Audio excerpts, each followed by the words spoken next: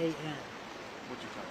And I'm the Regional Director of the Upper Colorado River region of the Bureau of Reclamation.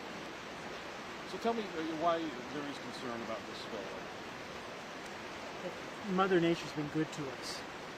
And part of Mother Nature being good to us and giving us a good water year is that we've got 268% of normal runoff. And we're glad for that. But at this dam, it's not a large enough reservoir to take all of that runoff. And so we have to depend on the spillway to bypass the excess amount. That's the way the dam was designed 90 years ago. And so the concern we have is that we be able to safely pass that record runoff. What's the threat and danger if that doesn't quite work the way you want it? It's a 90-year-old spillway, and because of that, it reflects the engineering science of 90 years ago. If we were to build this spillway today, we'd build it differently. She served us well for 90 years, and so we want to watch carefully to make sure that she performs with this additional stress, the stress that comes from this good water year. Is the concern the water spilling over or the spillway coming apart?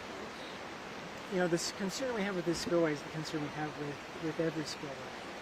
You want to make sure that you don't have water seeping underneath the spillway and having the potential to undermine the foundation of the spillway. And is that why rocks and gravel and mistakes here? That's right. We're taking extra precautions out of a desire to start over. Okay, let's start over with that. Out of an abundance of caution, we're taking additional steps to make sure we're ready should we have that flow underneath the spillway, and should that raise problems with the spillway foundation. In the release said it's kind of a stage 1 risk. Can you explain what that means? Yeah. We, at all of our dams and reservoirs, we have emergency action plans. We do exercises with local emergency managers on a regular basis. And so with this additional challenge here at Hyrum, we've notified the county and the state so that we can coordinate and make sure that we're ready should something happen. It's an informational alert. And if I understand right, there was a report put out in 2016 about these concerns. Are there plans to replace the spillway or do something with it? Yes. We're looking forward to being able to replace the spillway, probably beginning construction in 2026 or 2027. Any reason why that wasn't done sooner? We would love to have been able to do this sooner, but it's a complex issue. We have known that this old spillway needed to be replaced for several years. But once you know that, the first thing you look at is, can we refurbish the spillway that we've got? And then, if we put in a new spillway, what are the challenges going to be? This one offers particular challenges. We've got erodible sediment and unstable sediment that would form the foundation of this. We don't have access to bedrock. And so the spillway that we would put in, there's the danger of it being quite costly. And so we've taken the extra time to look at lower cost alternatives so that we don't burden the American taxpayer and we don't burden the local water users who rely on this source of water.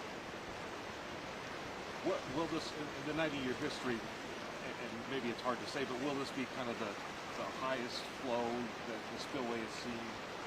Absolutely. Just 2 days ago, our hydrologist told me that this year is going to exceed 2011, which was our previous highest runoff that we've ever had. Any idea about how much it'll be? Yeah. Our estimate is that we have 120 back up, because it's not 120. Our forecast that estimates for us how much snow and how much water we've got up in this drainage. It tells us that we have 112,000 acre feet that needs to be released between April and July. When I say released, Mother Nature's going to release that for us. And so 112,000 acre feet needs to come down. That far exceeds what we've ever seen before. And when you think about acre feet, 1 acre foot is the amount of water that a suburban family of 4 in Utah would use for their indoor and outdoor water use.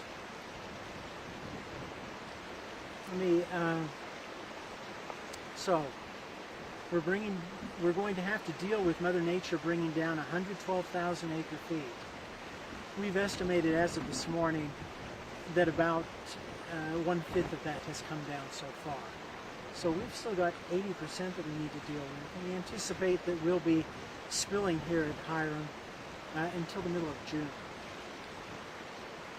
And of course, when people hear about this, they may get concerned. And what would you say to people who live downstream of the spillway about kind of where this is?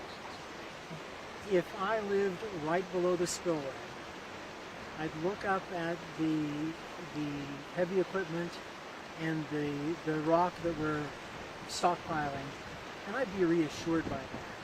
What that would tell me is that the Bureau of Reclamation and the South Cache water users who are responsible for this facility care about my safety and are willing to take extra expense and take extra precautions to make sure that I'm safe.